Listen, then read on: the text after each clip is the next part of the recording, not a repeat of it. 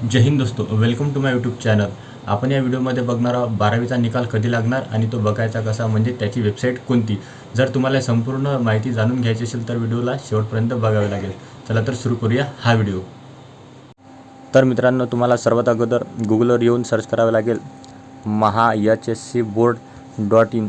इथे क्लिक केल्यानंतर तुम्हाला असं काही शो करणार आहे।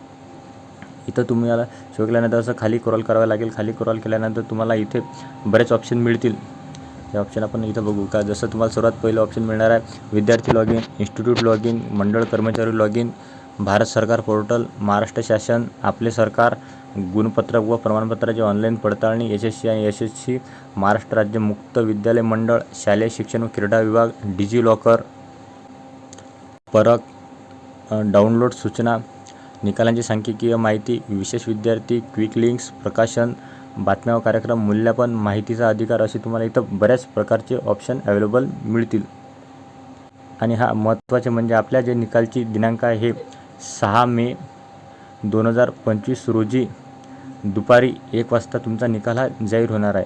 आणि निकाल बघण्यासाठी तुम्हाला इथं क्लिक करायला लागणार आहे विद्यार्थी लॉगिनवर। विद्यार्थी लॉगिनवर क्लिक केल्यानंतर तुम्हाला इथं बरेच ऑप्शन मिळतील, जसे की तुमचा निकाल बघण्यासाठी तुम्ही इथं क्लिक करावं लागेल। तुम्हाला निकालवर तुम्ही किती गुण मिळवले हे जाणून घ्यायचे आहे का, इथे क्लिक करा। आणखीन तुम्हाला इन्स्पायर प्रमाणपत्र जर हवे असेल तर ते पण तुम्ही इथूनच मिळू शकता। इन्स्पायर प्रमाणपत्र हवे आहे का, इथे क्लिक करा। आणि तुमचा फॉर्म 17 पण तुम्ही इथूनच भरू शकता। HSC आणि SSC विद्यार्थ्यांसाठी फॉर्म 17 परीक्षेच्या प्रक्रियेदरम्यान महत्त्वाचा दस्तऐवज म्हणून काम करतो। जर तुम्हाला तुमच्या गुणांमध्ये जर काही डाऊट असेल तर तुमच्या गुणांची पडताळणी पण तुम्ही इथूनच करू शकता। गुणांची पडताळणी, उत्तर पुस्तिकेची छायाप्रत, उत्तर पुस्तिकेचे पुनर्मूल्यांकन, तुमच्या गुणस्थानाचे संतुष्ट नाही पुनर्मूल्यांकनासाठी इथं अर्ज करू शकता। जर तुम्हाला तुमच्या याचा डाऊट असलास तर तुम्ही इथूनच तो अर्ज पण करू शकता। त्यानंतर प्रमाणपत्र पण तुम्ही इथूनच मिळू शकता। एका शैक्षणिक बोर्ड किंवा संस्थेतून दुसऱ्या शैक्षणिक बोर्ड संस्थेत विद्यार्थी जातो तर मायग्रेशन प्रमाणपत्र आवश्यक आहे। तुमच्या कोणत्याही परीक्षेचं, महाराष्ट्र शासनाच्या परीक्षेचे तुम्ही वेळापत्रक पण इथूनच मिळू शकता। इथे क्लिक करून नमुना प्रश्नपत्रिका पण तुम्ही इथूनच मिळू शकता। जसे की तुमचा ग्रॅज्युएशनपर्यंत, म्हणजे की 10वी 12वी ग्रॅज्युएशन पर्यंत जेवढ्या काही महाराष्ट्र शासन एक्झाम कंडक्ट करते त्याच्या पूर्ण प्रश्नपत्रिका पण तुम्हाला इथूनच मिळतील।